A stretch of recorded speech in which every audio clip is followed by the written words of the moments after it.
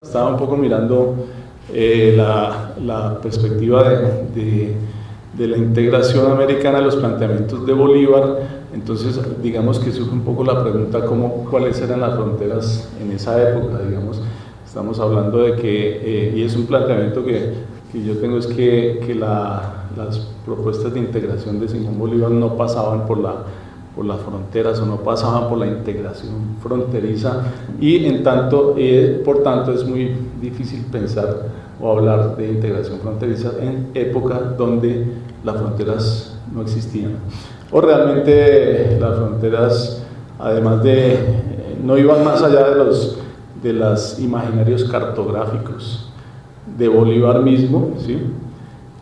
Y básicamente pues las fronteras eran las fronteras de los virreinatos, ¿sí?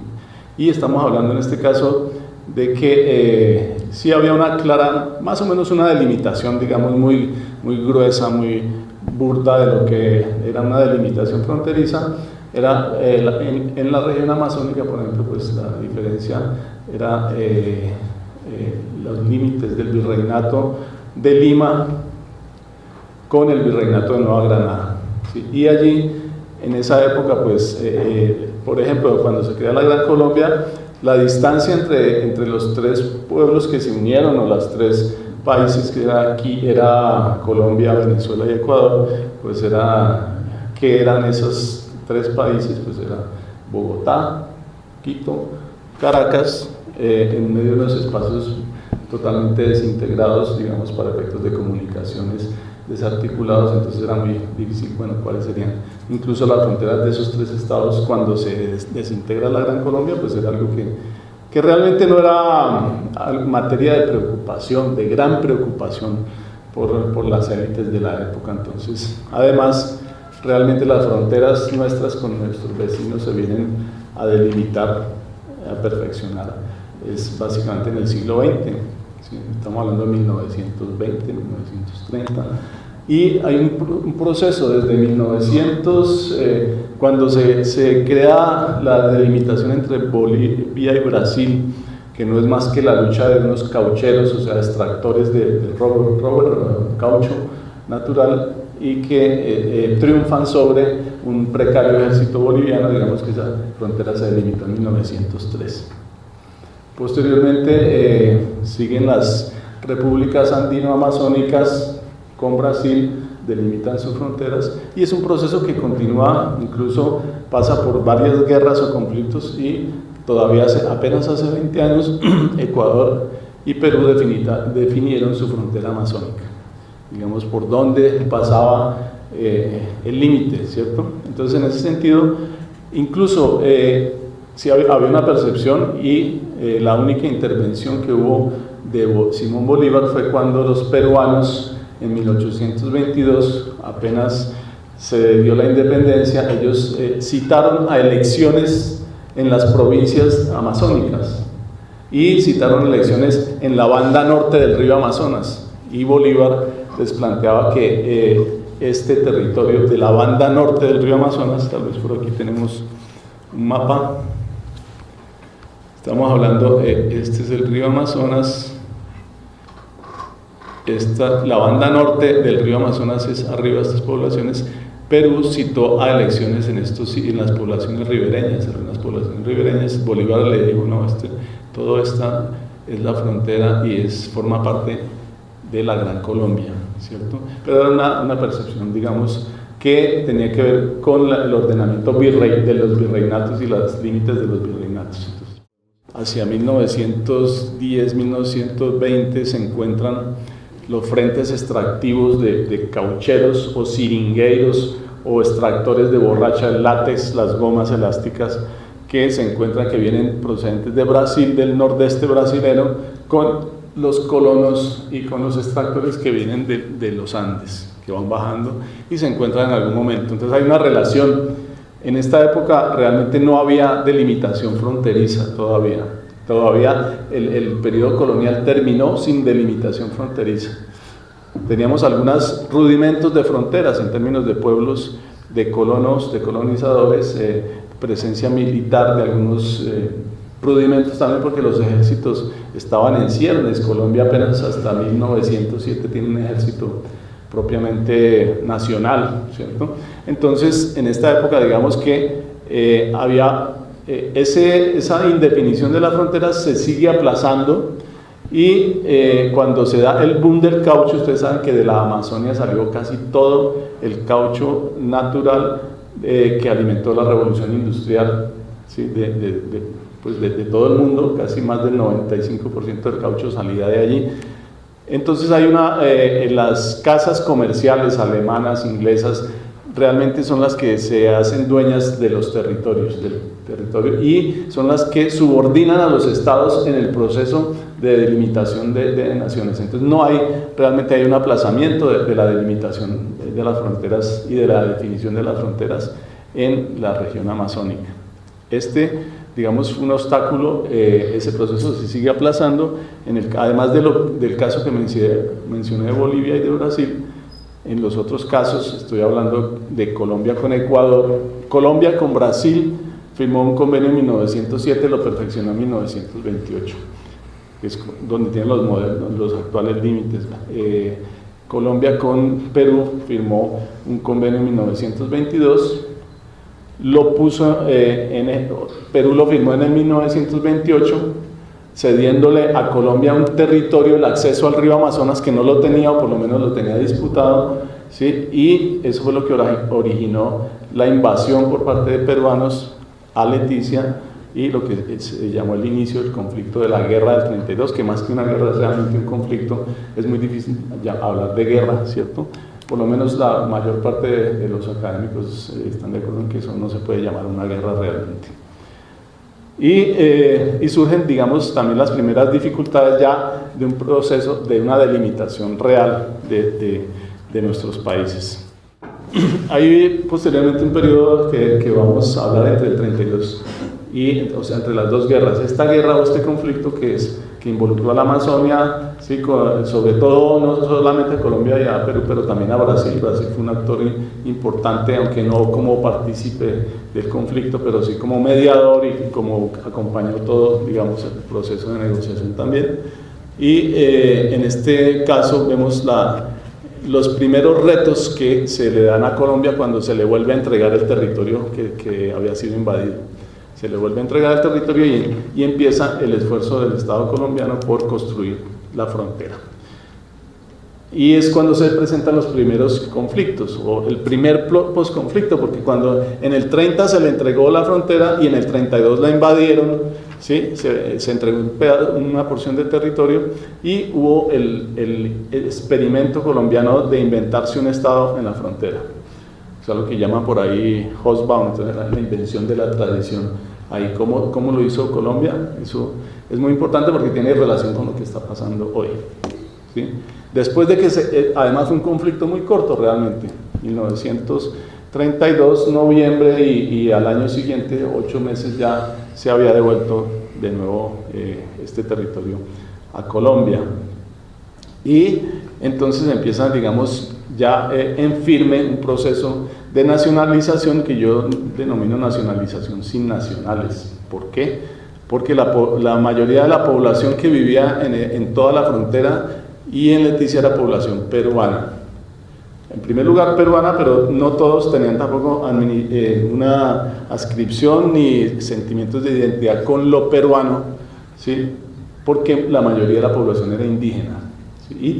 Y los referentes que tenían de los estados-nación eran los colonizadores, los caucheros, los que habían incluso permitido la casi aniquilación de etnias enteras como los Huitoto, que fueron muertos más de 40.000 en una década, digamos, por la explotación cauchera que se dio en esa zona.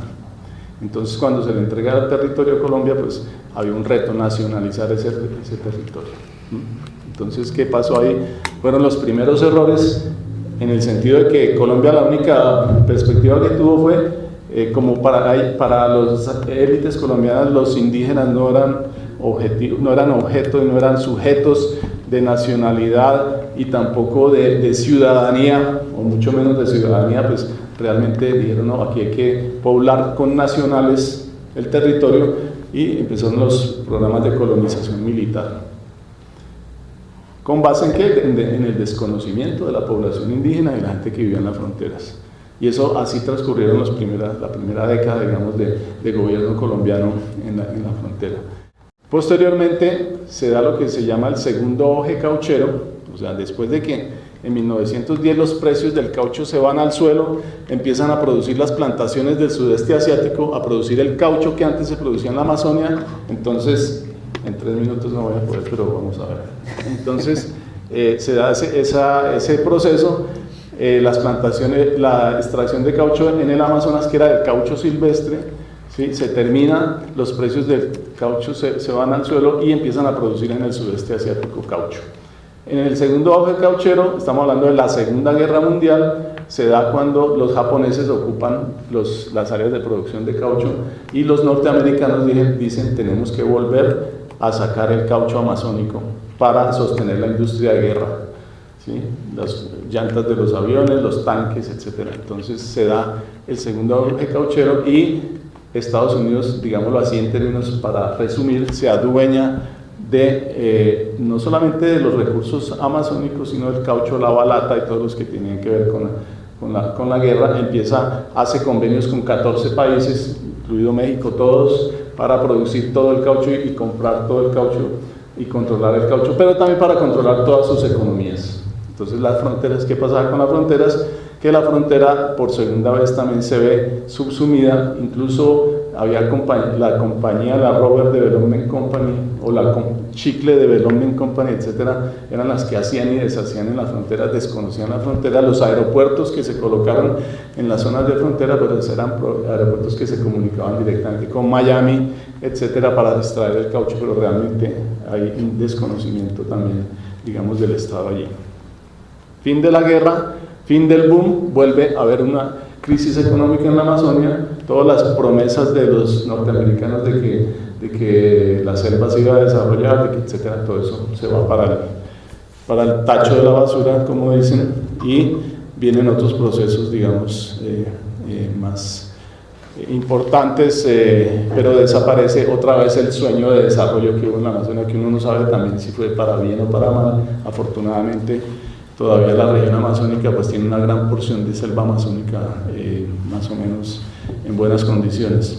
Lo que vamos a ver después es el estado y las fronteras amazónicas en la posguerra, los militares en el poder, así sea con golpe militar o sin golpe militar. En Colombia hubo un golpe militar en 1953 de Rojas Pinilla hasta 1957, y eso significó pues que los militares en el poder también definieron una serie de políticas de fronteras, construyeron unos aeropuertos, el aeropuerto de Leticia, el de Puerto Leguízamo, el de San Andrés, fueron construidos en esa época. ¿Y qué significa? Pues que los militares siguieron, digamos, en el poder del Estado, pero además de eso, todos los comisarios y agentes estatales de la Amazonas eran todos militares desde 1933, desde que se terminó el conflicto, hasta 1966, todos eran militares, fueron militares, los alcaldes de Leticia eran militares, ¿sí? Entonces era una fuerte presencia del Estado,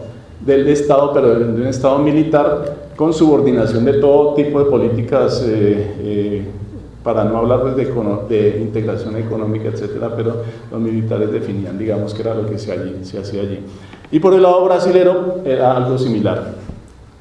Los brasileños también, ya nos mencionó ayer Daniel, crearon la figura de faja de frontera, y esa faja de frontera pues siempre estuvo o ha tenido una presencia militar también determinante.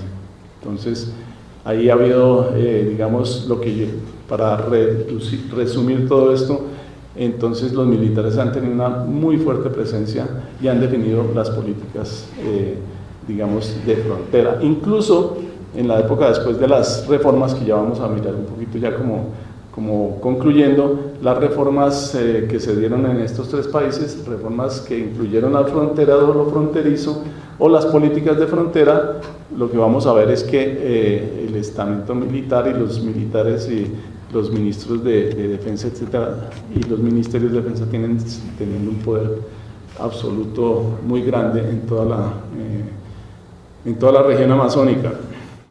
Después llega la Revolución Verde, y lo que podríamos llamar como el giro ambiental, entre comillas, de las políticas del Estado, ¿sí?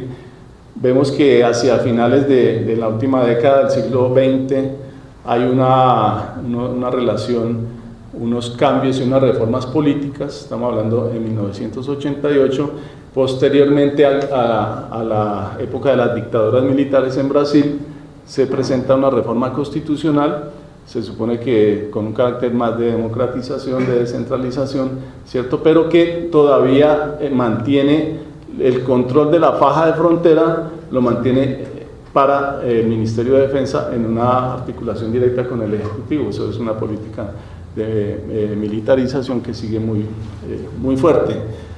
Y empieza a surgir un poco, bueno, en Colombia también pasó, en 1991 se creó la reforma constitucional de 1991 que definió también unos acuerdos para perfeccionar el ordenamiento territorial de Colombia, pero ese ordenamiento territorial hasta el sol de hoy no se ha consumado, es decir, no se ha realizado. 25 años después de la firma de la Constitución del 91, todavía tenemos entidades territoriales imperfectas, no reconocidas, bajos niveles de gobernabilidad, inexistencia de estructuras de gobierno y de participación, etcétera, etcétera. Entonces, en Perú sucedió algo similar. En 1993 también hubo una reforma constitucional. Hay una suerte de, también cambio en los discursos, hay un giro ambiental. Entonces Río 92, ustedes saben, la preocupación por el planeta y por la Amazonia. Entonces hay en los discursos empieza a haber la presencia del medio ambiente, ¿sí? Solamente en el discurso. Y también empieza la presencia de esos discursos también neodesarrollistas, es decir, que son políticas de desarrollo grandes transnacionales, un poquito pintadas también de ambientales, pero realmente en los resultados de todas estas políticas pues están a ojos vistas en la continuación de los procesos de deforestación, etcétera, etcétera. Y surge también como el discurso de la integración fronteriza. ¿Sí? Pero es un discurso también basado muy en la seguridad nacional, en la presencia, en el control del territorio, en las fronteras, y en el caso de Brasil como respuesta a el conflicto colombiano, como respuesta a la presencia de la guerrilla en la región amazónica, con el pretexto muchas veces de control de tráfico de drogas. Entonces Brasil militariza la frontera con Colombia. El discurso, por ejemplo, del actual presidente es un discurso que se mueve en la cómoda ambivalencia mediática, ¿sí? De por una parte decir que la Amazonia se va a desarrollar y que se van a impulsar las 5 grandes locomotoras del desarrollo en la región amazónica, una de esas es la minería, mientras que por el otro lado dice que lo más importante de su política es la conservación y que va a haber un corredor ambiental biológico desde Brasil, Venezuela, y que atraviesa todo el continente americano, ¿cierto? Pero uno dice que esos son los discursos, ¿sí? Pero la práctica, pues esta es la práctica, digamos, lo que vemos en la fotografía. Estas son las conclusiones, entonces no me voy a extender más. Esta es la propuesta del IRSA, que es la propuesta, se llama Iniciativa de Integración de la Infraestructura Regional Suramericana.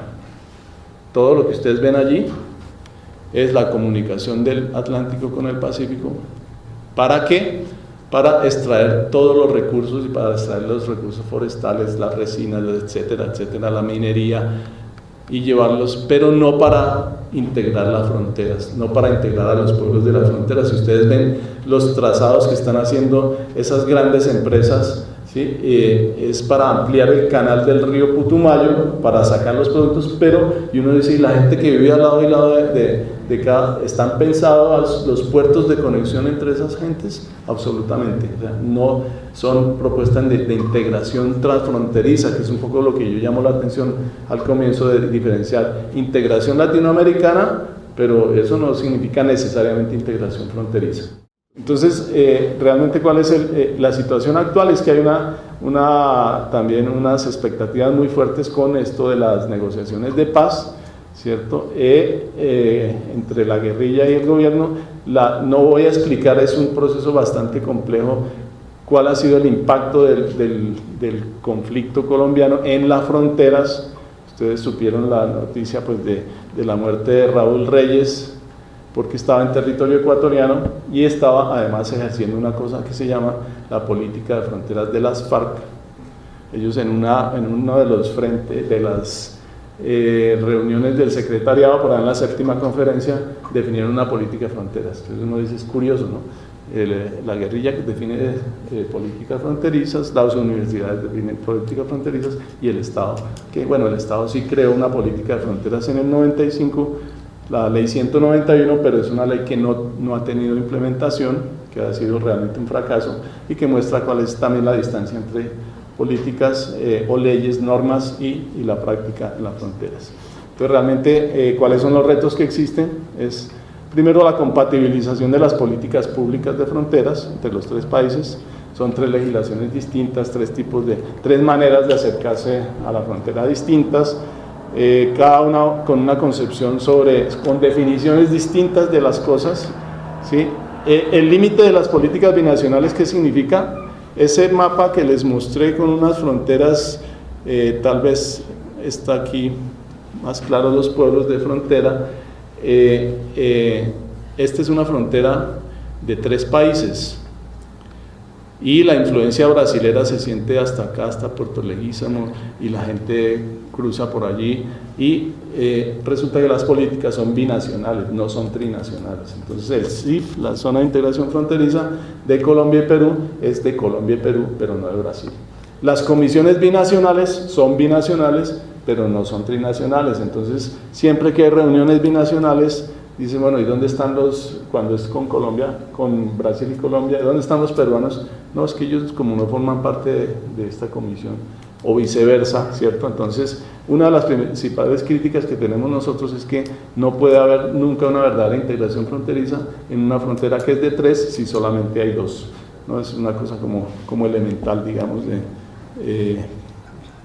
entonces realmente, bueno, el carácter del IRSA y no es el posconflicto, porque uno sabe que posiblemente haya un acuerdo, pero eso no va a significar ni el fin de los conflictos, ¿cierto? El narcotráfico y todo eso es una cosa con una presencia muy fuerte, generador de violencia, etcétera. Y para que efectivamente pueda haber también integración fronteriza, pues tendrá que haber no solamente acuerdos de paz, y eso pensamos que puede revertir las políticas de militarización de la frontera por parte de Brasil, pero tiene que haber otros requisitos, ¿sí? El ordenamiento territorial, el empoderamiento, fortalecimiento de las comunidades locales, etcétera, etcétera, y eso pues no está en las mentes de los políticos ni de la Cancillería, que son los que dictan la política de fronteras.